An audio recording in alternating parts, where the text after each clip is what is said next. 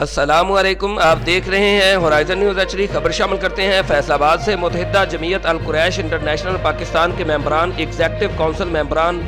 مجلس شورا، divisional organizers اور ضلعی آرگنائزرز کا اہم اجلاس مرکزی آفس متحدہ جمعیت القریش انٹرنیشنل صدیق چوک ڈی ٹائپ منعقد ہوا، جس میں متحدہ جمعیت القریش انٹرنیشنل پاکستان کے ممبران، ایگزیکٹو کونسل ممبران، مجلس شورا، ڈویژنل آرگنائزرز اور ضلعی آرگنائزرز و پورے ملک کے ممبران عہدیداران نے بھرپور شرکت کی اور اپنی تحریری تجاویز بھی پیش کی۔ تقریب سے محمد قیس قریشی سرپرست اعلیٰ متحدہ جمعیت القریش انٹرنیشنل، محمد جمیل فریدی قریشی نائب امیر و نائب نگران،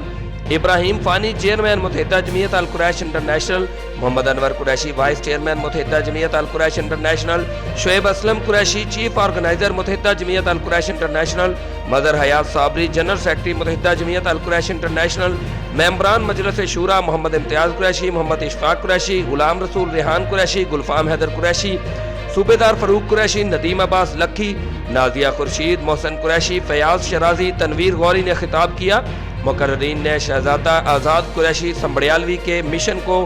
زیر نگرانی شہزادہ اعجاز قریشی سمبڑیالوی جاری رکھنے کا عزم کیا۔ تقریب میں صدر متحدہ جمعیت القریش انٹرنیشنل سردار تبسم چیئرمین القافلہ محمد اسلم سجاد، نعیم رسول ریحان، مبشر حسین قریشی، محترمہ کلثوم ہاشمی، محترمہ فردوس مبشر نے شرکت کی۔ تقریب کے اختتام پر نائب امیر متحدہ جمعیت القریش محمد جمیل فریدی قریشی نے ممبران مجلس شورا،